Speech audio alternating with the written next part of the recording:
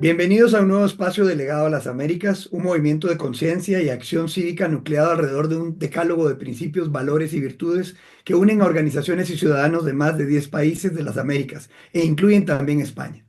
Agradecemos a todos por su participación y por su fidelidad a nuestro podcast Quo Vadis en Debate, que es una alternativa para la discusión de temas controversiales y parte de la batalla de ideas que se desarrolla en el continente de una forma abierta y amena y que el Legado de las Américas pone a su servicio. Soy Jorge Raúl Cruz, su moderador. Hoy tenemos el privilegio de contar con un nuevo espacio con un distinguido invitado que sin duda es un referente en el tema de la diplomacia y quien nos brindará una mirada sobre la diplomacia en tiempos de Trump, entre otras temáticas de interés regional. Antes de presentar a nuestro invitado, quiero agradecer a Global Peace Foundation, quien es nuestro patrocinador, y también a todas las personas y organizaciones que son parte del Legado de las Américas. Pues nuestro invitado de hoy es un politólogo costarricense con doctorado en ciencias políticas, egresado de la Maestría de Relaciones Internacionales y profesor de Relaciones Internacionales en universidades nacionales y extranjeras. Embajador, autor y coautor de más de 50 libros y publicaciones. Fue embajador extraordinario y plenipotenciario de Costa Rica en Taiwán desde 1998 al 2006, en los gobiernos del doctor Miguel Ángel Rodríguez Echeverría y del doctor Abel Pacheco de la Espriella y asesor del presidente de la República de 1990 a 1994 en el gobierno del licenciado Rafael Ángel Calderón Forner. Fue condecorado por el gobierno de la República de China y recibió numerosas distinciones y honores, especialmente de las cámaras de comercio y de negocios de Taiwán. También fue presidente de ANFE de 2011 a 2016, es asociado de CINDE, miembro individual de AmCham y asociado y consultor de la Academia de Centroamérica. Ha sido analista y consultor internacional con el Programa de Naciones Unidas para el Desarrollo, Universidad para la Paz de las Naciones Unidas, Instituto Interamericano de Derechos Humanos, Agencia Canadiense para el Desarrollo Internacional, Fundación Konrad Adenauer, la Academia de Centroamérica, entre otras entidades. Ha sido invitado internacional de los gobiernos de los Estados Unidos de América, de Japón, de la República de China en Taiwán, de la República de Corea, así como del Fondo Monetario Internacional y de la Organización de Estados Americanos. Ha sido conferencista y ponente internacional en diversos países y como vemos tiene un amplio currículum y experiencia en tema de diplomacia. Bienvenido, embajador Oscar Álvarez Are. Muchísimas gracias, Jorge, por esa generosa presentación. Para mí es un gusto y un placer estar aquí en Legado a las Américas, empezando con este podcast o este programa de ustedes, al que le auguro los mayores éxitos, porque Muchas sé gracias. que está en muy buenas manos. Muchas gracias, Aquí estoy a embajador. tu disposición para conversar sobre los asuntos que te parezcan importantes, especialmente la administración Trump que está empezando esta semana, me parece, ¿verdad? Que sería el tema principal. Aquí estoy a Pues tus órdenes, entonces. exactamente, embajador, pues es un honor, es un honor. Contamos con usted en este nuevo año 2025, en nuestro primer episodio de nuestra tercera temporada. Y precisamente el día de hoy vamos a hablar sobre la diplomacia en tiempos de Trump, ¿verdad? Nuevos desafíos, viejos vecinos. ¿Cómo nos vemos Trump y nosotros, ¿verdad? Recuerdo que el primer mandato de Donald Trump fue un mandato controversial, dio mucho de qué hablar, pero también, así como dio mucho de qué hablar su mandato, los resultados de él también llamaron mucho la atención. Tuvimos paz en el mundo, contra todo pronóstico, tuvimos una economía muy robusta y que al final cumplió con su ofrecimiento de MAGA, Make America Great Again. También tuvimos una inestabilidad social interna como no habíamos visto en muchísimos años en Estados Unidos. Yo nunca había visto eso, lo cual tal vez fue una parte baja de su gobierno. Ahora, también contra todo pronóstico inicial, regresa a la Casa Blanca con muchísima expectativa. Tuvo una campaña controversial, como todo lo que acompaña a su figura, en donde inclusive tuvo un atentado contra su vida. Algo muy, muy difícil de creer.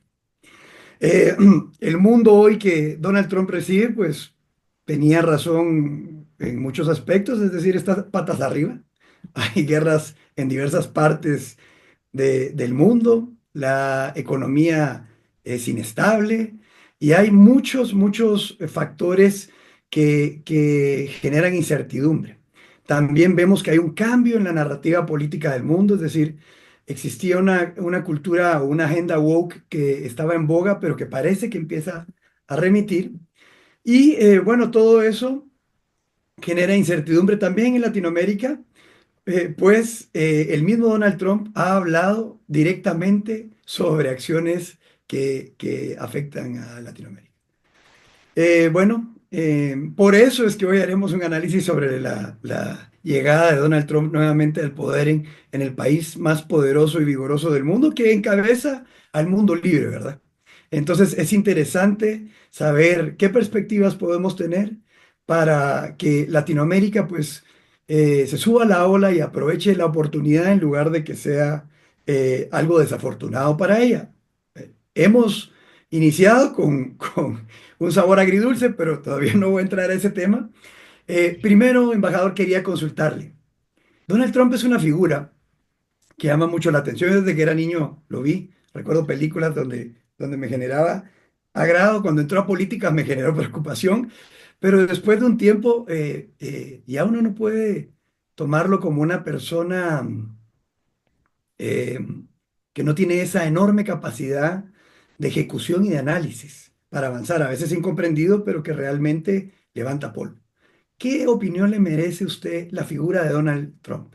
En lo personal, lo profesional, en la farándula, en la política. Bueno, vamos a comenzar con este importante tema, tal vez recordando que fue este lunes 20 de enero al mediodía cuando él, digamos, se juramentó e inició su segundo mandato como presidente de los Estados Unidos de América. Recordemos que empieza como el presidente 47 de la historia de los Estados Unidos, siendo que él había sido el presidente 45. Queda por fuera, digamos, del gobierno durante 4 años en que transcurre la administración Biden-Harris y ahora vuelve, es decir, contra todos los pronósticos de muchos analistas, ha ganado las elecciones y entonces retoma el control, la presidencia de los Estados Unidos a partir de este lunes 20 de enero, de manera que estamos entonces en la primera semana de esta segunda administración de Donald Trump. Eso es muy importante dejarlo claro, ¿verdad? Desde luego, como señalabas, eh, genera mucha discusión, mucho comentario, mucho análisis, especialmente desde América Latina y de otras partes del mundo. Trump es sobre todo una personalidad, digamos, fuerte, de eso no hay ninguna duda. Incluso se le califica como un negociador nato e incluso duro, ¿verdad? En muchos casos utiliza los aranceles, ¿verdad? Como una especie de medio de negociación. No siempre significa que cuando él anuncia un arancel, no siempre significa que lo va a implantar, sino que, digamos, lo puede estar utilizando como un medio de negociación para obtener algunas ventajas, ¿verdad? Es indiscutiblemente un nacionalista estadounidense e incluso últimamente de signos bastante cristianos. Este es un punto importante porque Trump ha tenido sus evoluciones. En su juventud y en su primera madurez no era, digamos, muy religioso. Últimamente se ha abanderado de este tipo de causas y en estos momentos es percibido en los Estados Unidos más bien como un político o un líder que ha contado con el voto de la mayoría, digamos, de la mayoría de personas que están en las iglesias cristianas, católicas e incluso parte judías y de otras denominaciones religiosas. Pero sí, Trump en estos momentos representa un nacionalismo estadounidense de rasgos incluso cristianos y religiosos, inscribiéndose muy bien dentro de lo que es la tradición del conservadurismo del Partido Republicano. Eso es muy importante entenderlo. Desde el discurso inaugural de este lunes se vio claramente esa orientación de Trump. Su mantra principal es America First, dicho en español, América primero, ¿verdad? Y el otro mantra de su movimiento político es hacer grande América otra vez, Make America Great Again, es decir, hacer grande a América otra vez.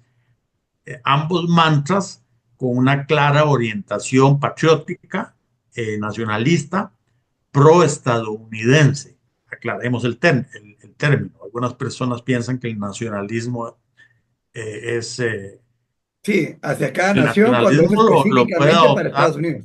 sí, el nacionalismo lo puede adoptar gente de cualquier país. En este caso es el nacionalismo estadounidense, claramente. Es decir, que el eje de Trump es promover, y lo dice de manera muy clara y muy sincera, promover los intereses nacionales de los Estados Unidos de América. En este punto él es eh, clarísimo, ¿verdad? Y no se anda, digamos, por las ramas. Este es un punto muy importante de su orientación. Por otra parte, también se ha posicionado como un líder político que promueve, digamos, valores tradicionales. Me referí también a la tradición cristiana muy propia de los Estados Unidos, especialmente tradición evangélica, Claro. y también la tradición de los fundadores de los Estados Unidos de América, una tradición de muchos valores, ¿verdad? Y principios que hoy consideramos más o menos universales, ¿verdad? Pero que estuvieron muy presentes en los primeros años de la fundación de los Estados Unidos. Entonces, Trump tiene ese tono ahora más claramente, antes no tanto, incluso Trump viene del Partido Demócrata, pero últimamente es un Trump básicamente de valores tradicionales, orientación. Y, Embajador, ahí tocó un y, punto sí, foral. Es decir, yo he analizado mucho la figura de Trump y me ha llevado a recordar a Reagan, Reagan de la caída del muro de Berlín. Un así Reagan es. que fue demócrata, inclusive gobernador demócrata en California, presidente de un sindicato de actores y que tuvo esa flexibilidad de poder negociar con Gorbachev la caída del muro de Berlín. Porque tal vez si hubiese sido un puro republicano no hubiese tenido esa flexibilidad. Es esas acusaciones de que a veces se toman como que fueran traidores, el que habla con el dispar. Y Trump ha tenido esa habilidad. Trump la tiene indiscutiblemente, él habla con todo el mundo, sí, sí. Y muchas veces habla con líderes políticos que son muy diferentes a él, ¿verdad? Se puede mencionar a Vladimir Putin, por supuesto, pero se puede mencionar también a Kim Jong-un, ¿verdad? Líder máximo y presidente mandatario de Corea del Norte, de una ideología Sí. totalmente diferente a la de Trump, y Trump se lleva muy bien, dialoga, conversa, se va a reunir con él, tuvieron la cumbre de Singapur entre ellos dos, y llegaron incluso a acuerdos y mejoraron mucho las relaciones entre Estados Unidos y Corea del Norte. Así es Trump. Eso es muy interesante y como dices acertadamente, toma ciertos aspectos de la herencia de Ronald Reagan, ¿verdad? Que por un lado, muy duros, ¿verdad? De mano Muy firmes dura, cuando toman una decisión, ¿sí? sí. Pero también conversan, dialogan con líderes que son de otras denominaciones y de otras orientaciones. El otro aspecto que quería comentarte, que noté mucho en el discurso inaugural de Donald No, Trump, antes de sí, entrar al discurso, yo sí, quisiera sí, hacer una pregunta preliminar. claro, Es decir, claro, ok, la figura de Trump representa mucho. A veces se le analiza de una manera muy simple, sí, muy dicotómica, y no se ve la profundidad de su figura, ¿verdad? Yo pudiera haber caído inclusive en ese error, pero ahora que llega como el presidente 47, como usted mencionaba, con un periodo intermedio, creo que solo dos presidentes han logrado eso en la historia de las presidencias de Estados Unidos. ¿Qué expectativas tiene Latinoamérica de la llegada de Donald Trump desde la percepción de Latinoamérica? Y voy a aunar un poco más a eso antes de llegar a la parte del discurso. Y claro, él dijo claramente, quiero ser un pacificador y unificador. sí, Porque a así algunos lo les dijo. cuesta creer eso, pero repito, o sea, fue a la zona desmilitarizada de Corea, sentó a los líderes palestinos y israelitas con los acuerdos de Abraham y logró que Putin estuviera en cintura. Entonces, ¿cómo vemos cuál es la expectativa de Latinoamérica que no sea necesariamente en torno al miedo, ¿verdad? De una figura imponente, sino que en torno a esa visión que él quiere ser de pacificador y unificador. Está difícil por el momento referirse al tema porque, digamos, en su discurso inaugural y en las primeras órdenes ejecutivas de esta semana, se ha concentrado más en otros asuntos. En cuanto a América Latina, se ha referido a algunos temas, como por ejemplo cambiarle el nombre al Golfo, es decir, que no se va a llamar Golfo de México, sino Golfo de América. Desde luego, a mi juicio, eso es un detalle, es un punto importante, creo que hiere sensibilidades de los mexicanos. Eh, no ayuda mucho a la buena relación con América Latina. Y luego está el tema del canal, que también ha sido muy controversial. Eso anuncia una relación, digamos, difícil, por lo menos con los panameños, ¿verdad? Eh, eh, por otro lado, ha nombrado, vamos a ver así, esta semana se juramentó a Marco Rubio como secretario de Estado de los Estados Unidos. Es el primer hispano que va a ocupar esa posición. Por un lado, eso nos genera, digamos, esperanzas, expectativas de que sea una persona que conoce la América Latina la que vaya a ocupar esa altísima posición, que es la posición del manejo de las relaciones exteriores de los Estados Unidos. Como sabemos, Rubio es de origen cubano, de padres cubanos, pero ha hecho toda su carrera en Estados Unidos, ha sido senador por Florida, es abogado, casado con colombiana. Todo eso Y genera se refirió a los expectativas. hispanos en su toma cuando acepta su cargo. Sí, 2 o 3 minutos tomó para referirse a nosotros, eso es. Y habló en español incluso, en rompiendo un español. poquito el protocolo, ¿verdad? Porque le correspondía hablar en inglés, de acuerdo al protocolo, ¿verdad? Le correspondía hablar en inglés, pero de pronto se puso a hablar en español también un rato. Es decir, rompe el protocolo, pero yo diría que esa ruptura del protocolo es bien vista desde América Latina, porque entonces se dice, ah, mira, habla el idioma nuestro, nos va a entender un poco más a los latinoamericanos. Ese sería un aspecto positivo de Rubio, digamos que no es, digamos, un anglosajón de esos que ni siquiera han visitado nunca la América Latina, no, él es de origen cubano, ha estado muchas veces en países latinoamericanos, nos conoce en general, sabe de nuestra psicología, de nuestra idiosincrasia, ese es un aspecto positivo. Ahora, él, Pero, a ver, sí, reformulo un poco. Ok, sí, sí. sí, ahorita que Ese es vamos un a ver aspecto lo del discurso, esperanzador, digamos. Sí, sí, es que ahorita que veamos lo del discurso, obviamente hay muchas razones para preocuparse.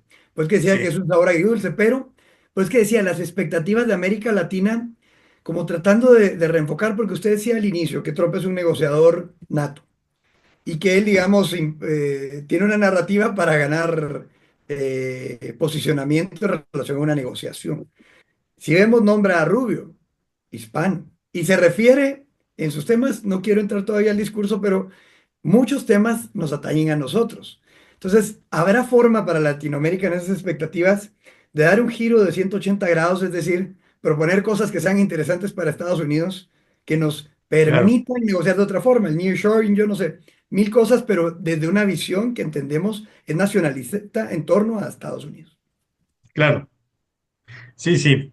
Bueno, yo señalo el nombramiento de Rubio porque me parece interesante, porque, digamos, para un hispano, para un latinoamericano, es interesante que Rubio sea el primer hispano que ocupa esa posición y además es el hispano, hispano-estadounidense, ¿verdad?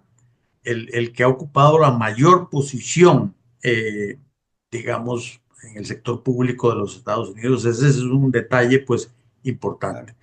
Ahora, hay otros puntos que luego podemos conversar dentro del discurso inaugural de Trump, que también generarían, digamos, otro tipo de preocupaciones, ¿verdad?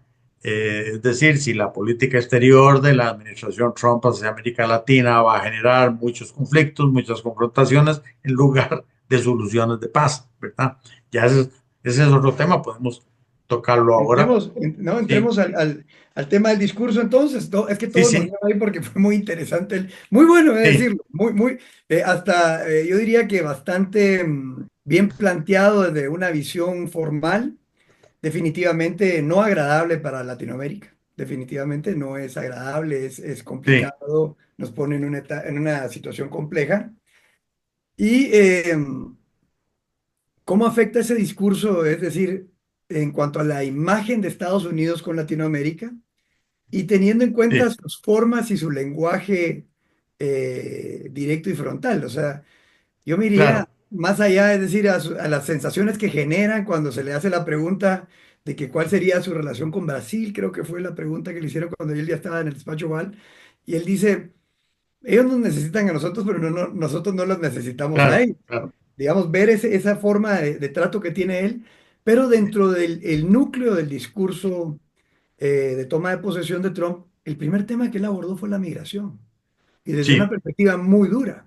Habló sobre el Golfo de América, y ya vamos a ir el siguiente tema va a ser las órdenes ejecutivas, sí, sí, sí, pero, y habló del Canal de Panamá. Todo así eso es, claro. impacta a la región latinoamericana en conjunto. Sí, Cómo sí. analiza, cuál es el análisis del Bueno, discurso? estás tocando precisamente los temas del discurso inaugural de Donald Trump, que mayor comentario, digamos, y controversia generaron en los medios de comunicación y en los ambientes latinoamericanos. Lo señalaste los tres muy bien, ¿verdad? Cambio de nombre del Golfo de México a Golfo de América. Eso toca sensibilidades sobre todo mexicanas, pero también latinoamericanas. Tocaste el tema de migración, eso lógicamente, digamos, genera, toca sensibilidades sobre todo de países, ¿verdad? Que están exportando migrantes a los Estados Unidos, que son varios, ¿verdad? Por ejemplo, El Salvador, Honduras, bueno, el mismo México, Guatemala, otros más, Venezuela también.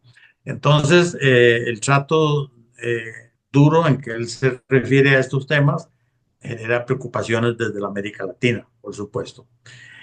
Sin embargo, yo quiero matizar un poquito el tema en el sentido de que su discurso es muy duro contra la inmigración ilegal, ¿verdad? Desde América Latina se ha dicho, pero es que no todos los migrantes son ilegales, ni todos los migrantes son criminales. Absolutamente cierto, totalmente clarísimo. Eso es así, ¿verdad? La mayoría de los migrantes hacia los Estados Unidos incluso son necesarios para la economía de los Estados Unidos, son los que van a recoger los cultivos, son los que limpian las oficinas, son los que sirven el café en los restaurantes y las comidas en los restaurantes, cumplen un papel positivo para la economía y no son criminales ni ilegales. Claro. Eh, pero sí, el discurso de Trump a veces da la impresión de que está como con una actitud contraria a todos los inmigrantes, lo cual tampoco es cierto. Es decir, si uno revisa el discurso, él dice claramente que se refiere a los migrantes con Ilegal. antecedentes criminales. Eso hay que Ah, matizarlo, porque si no vamos a entrar en una guerra sobre un tema que no se ha dicho. Pero sí es cierto que la posición de él sobre migración es dura y es vista desde América Latina con gran preocupación. Si nos mandan de vuelta migrantes a nuestros países, ¿cómo vamos a manejar esa situación? Entonces, ese es otro tema muy sensible de América Latina, como lo señalaste adecuadamente. Y el tercer tema más sensible de todos, diría yo, fue el que se refiere al Canal de Panamá. Aquí recuerdo muy bien los términos del discurso, que los tengo aquí apuntados.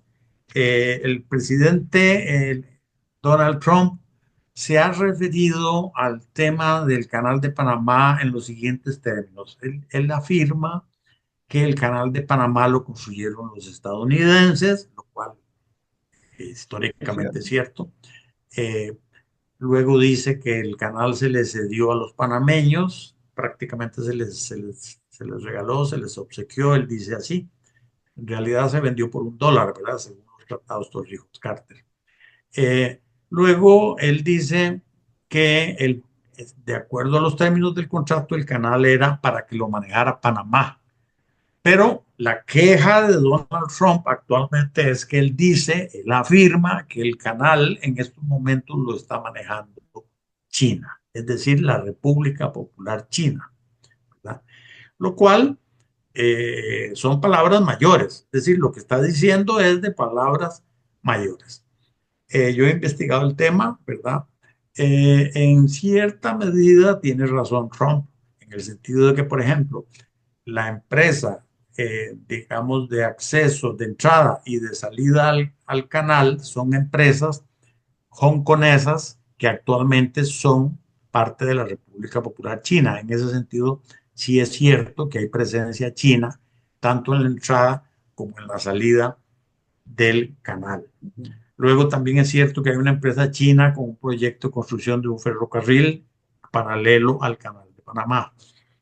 Eh, pero no me voy a meter en esos detalles. Lo cierto es que la forma en que él maneja el tema es afirmar prácticamente de que como ya Panamá le cedió el control del canal a China, entonces él va a intervenir, va a recuperar por la fuerza el canal de Panamá.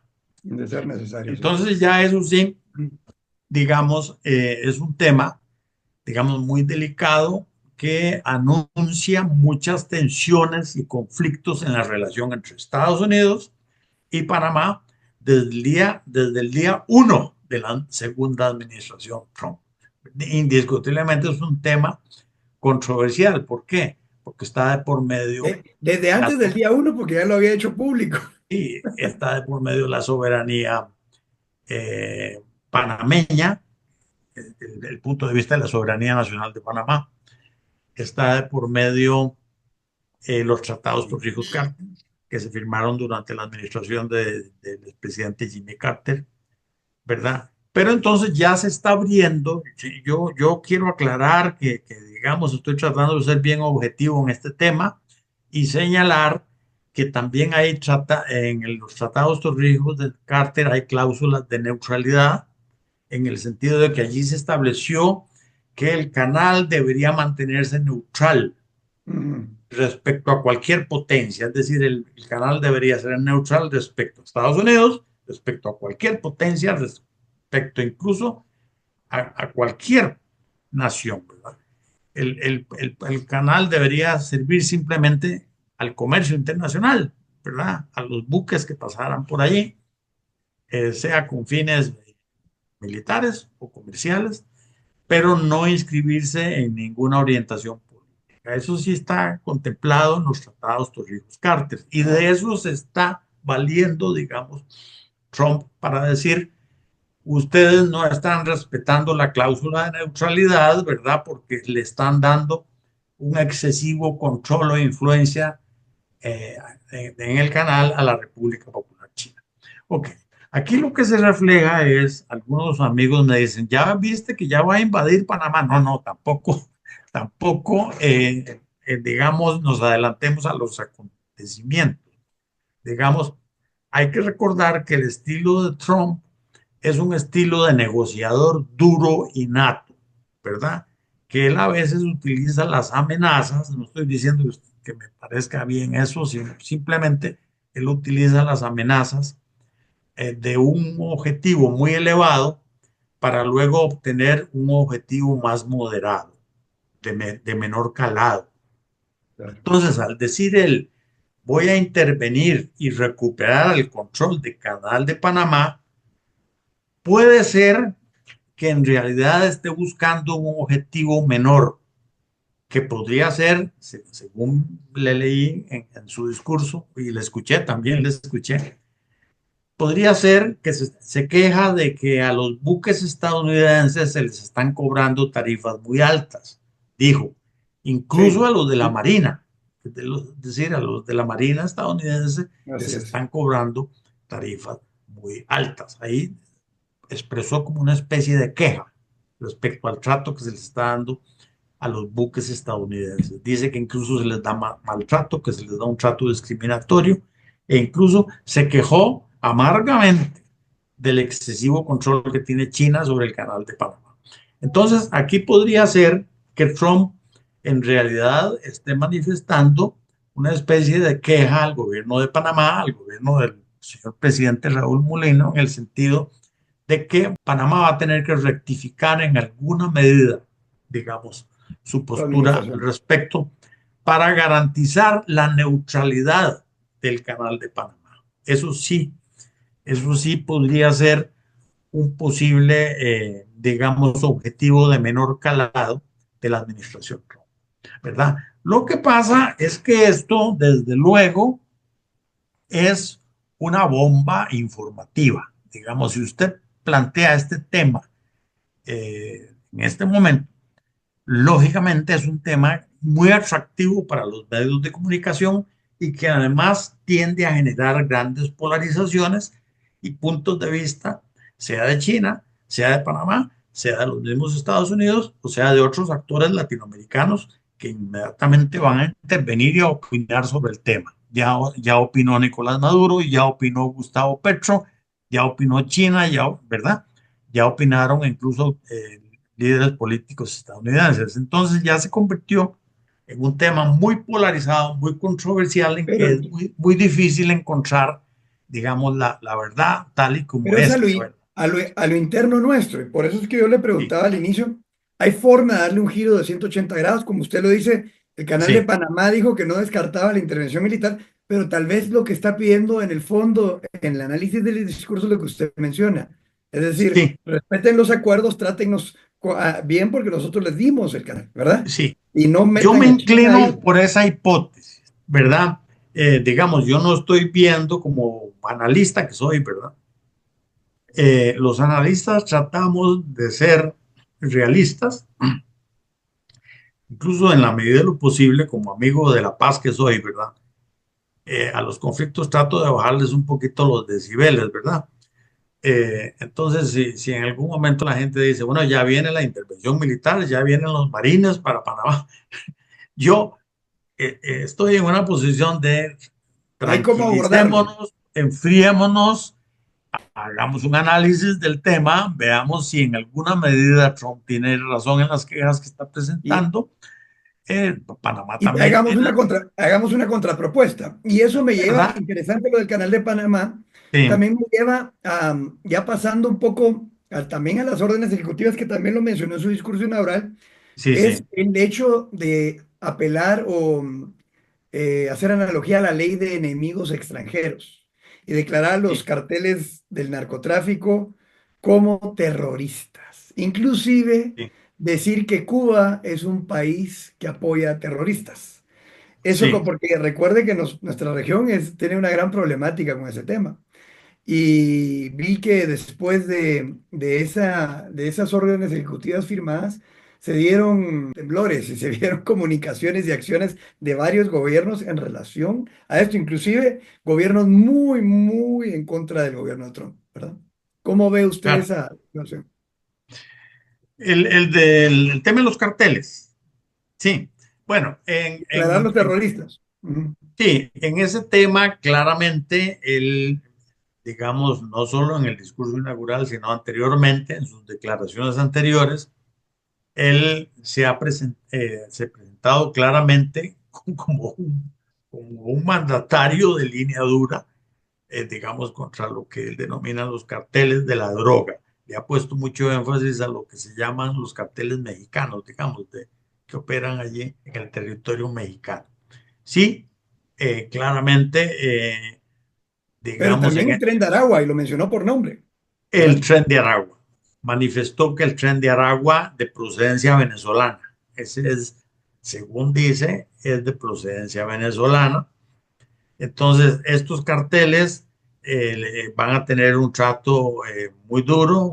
Lógicamente, él lo expresó en el, vamos a ver, sí, lo expresó claramente en su discurso.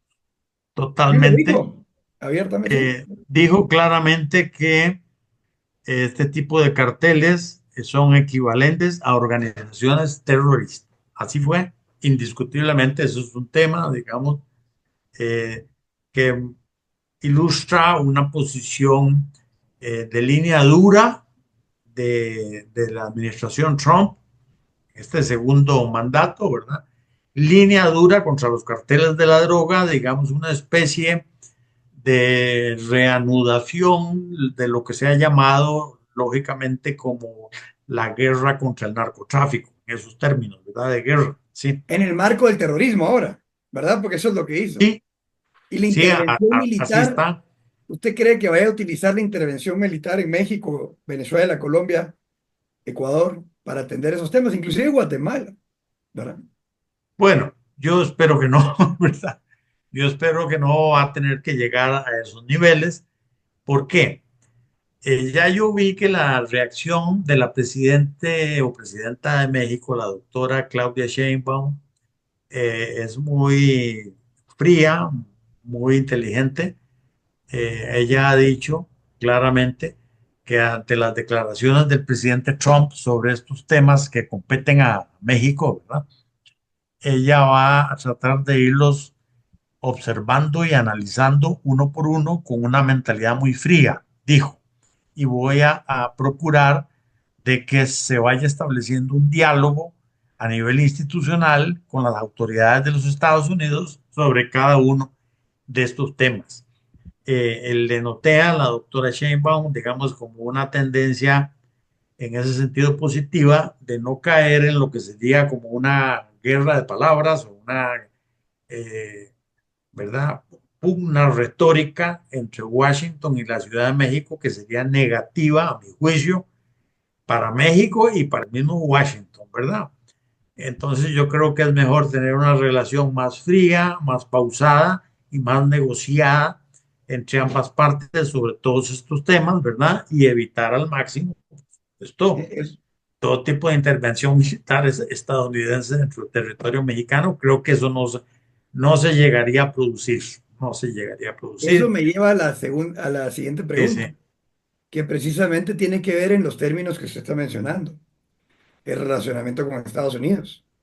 ¿Cree que los países de la región deberán ajustar su diplomacia en función del estilo y las decisiones del gobierno de Donald Trump? Yo creo que sí. Digamos, eso lo exige cualquier conocimiento de diplomacia, de relaciones internacionales que uno tenga, indica que uno debe saber adaptarse a las circunstancias, a los momentos históricos, a las características de los actores en los que uno se está enfrentando. Esto es incluso de elemental sentido común, pero además se explica muy bien en los cursos de relaciones internacionales, de diplomacia. Digamos, hay que ajustar la diplomacia y la política exterior de nuestros países para saber en qué marco estamos operando ahora. Digamos, algunos amigos me dicen, no, pero es que Biden era más suave. Bueno, pero es que a mí me gustaba más John Kennedy, me dice un amigo, me gustaba John Kennedy allá en el año 63. Desde luego, a uno le puede gustar un estilo u otro, ¿verdad? Pero digamos, ya si usted está en el gobierno actualmente en América Latina, ahora le va a tocar relacionarse con un Estados Unidos que ha electo como presidente a Donald Trump. Entonces hay que saber, hay que estudiar a fondo, bien la personalidad de Trump, su estilo, sus características, sus fortalezas, ¿verdad? Sus, e incluso sus debilidades, como todo ser humano. Y entonces hay que ver de qué manera se opera dentro de ese contexto. Desde luego, yo pienso que siempre buscando una relación cordial, amistosa, ¿verdad? E incluso con una actitud negociadora. Hay que recordar que él es negociador.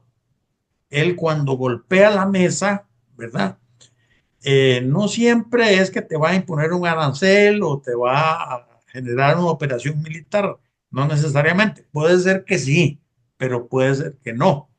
Simplemente puede ser que sea un recurso, digamos, negociador de él. Entonces usted tiene que buscar otros recursos de negociación para generar contrapropuestas e ir buscando salidas Exactamente. en beneficio de nuestros países también, ¿verdad?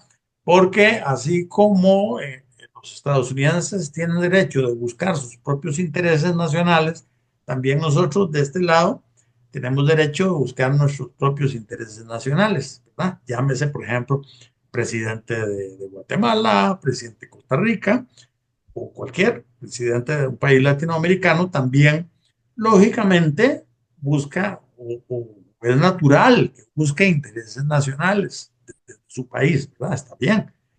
Pero entonces hay que ver cómo se hace de la manera más inteligente posible para lograr objetivos y evitar salidas extremas, ¿verdad?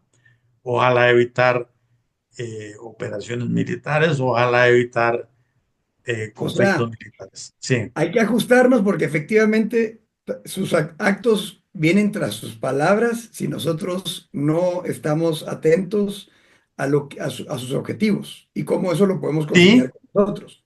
En relación a eso y en esa capacidad de ser amigo de personas tan disímiles como el dictador de Corea del Norte, de Donald Trump, pues sí, ¿qué sí. podemos esperar de la relación de Trump, o sea, también con países como Cuba, Nicaragua o Venezuela, que son eh, nuestros países oscuros donde no se aplica realmente la democracia y donde la institucionalidad es eh, contraria al ciudadano? ¿Será que Trump nos va a ayudar a salir de esos regímenes?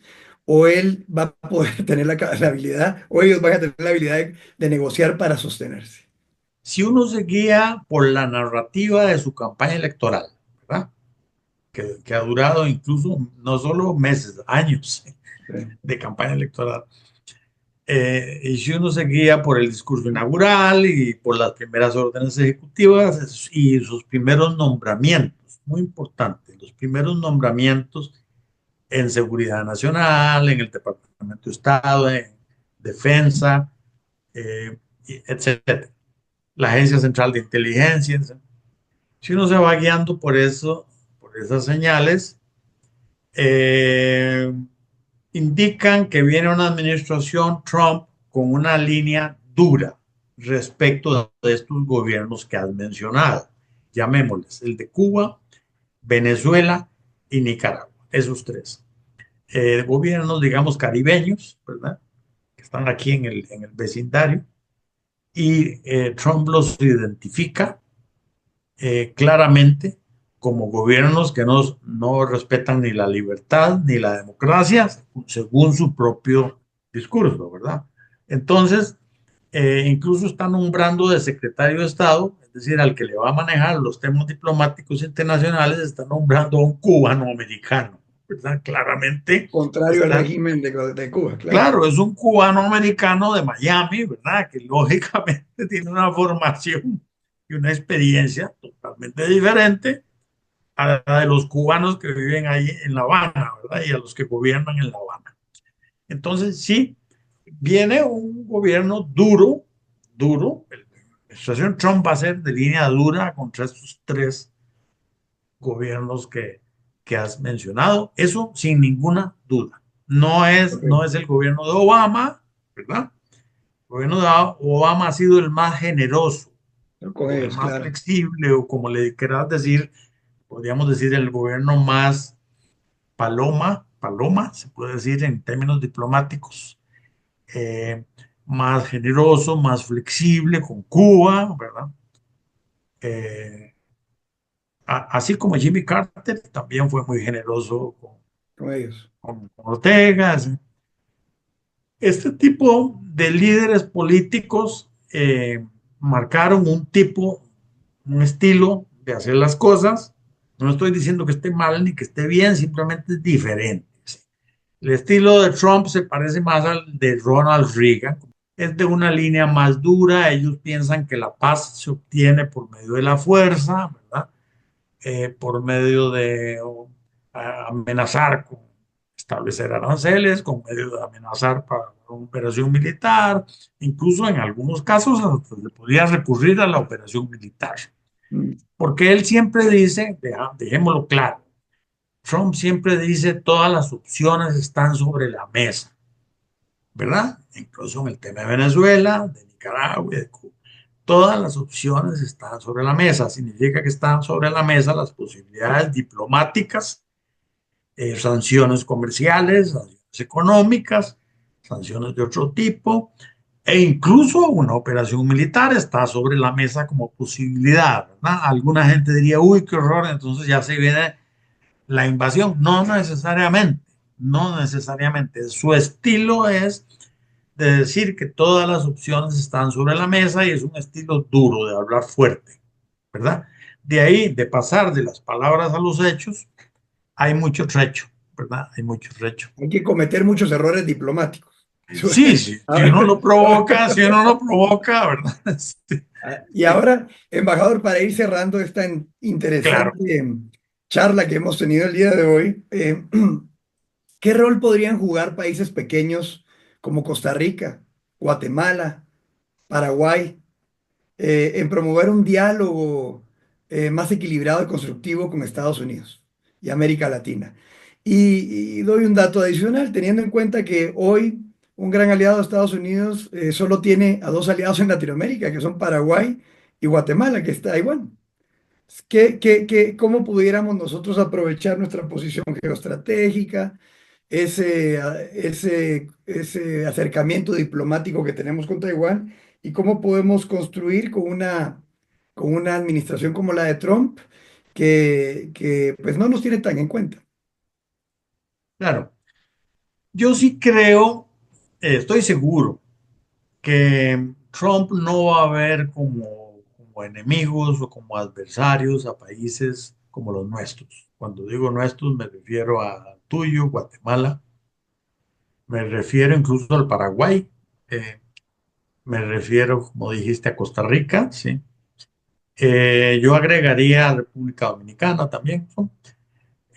Somos países, digamos, que dicho en términos de relaciones internacionales, somos como socios históricos, aliados históricos de los Estados Unidos, independientemente de quién gane las elecciones en Estados Unidos o de qué partido ocupe la Casa Blanca, sea el Partido Demócrata o sea el Partido Republicano. Nuestros países siempre mantienen una relación, llamémosle cordial, amistosa, de cooperación con los Estados Unidos. Así ha sido, salvo excepciones, ¿verdad? Siempre hay excepciones. En la historia, si usted revisa 200 años de historia, seguro que hay excepciones, ¿verdad?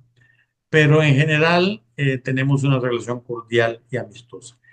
Yo estoy seguro de que la relación entre Estados Unidos y el gobierno de Guatemala, vos mencionaste el de Guatemala, el de Paraguay y el de Costa Rica, esos tres países van a tener una relación amistosa y cordial con la administración Trump, con el gobierno de los Estados Unidos que están haciendo, que está empezando esta semana.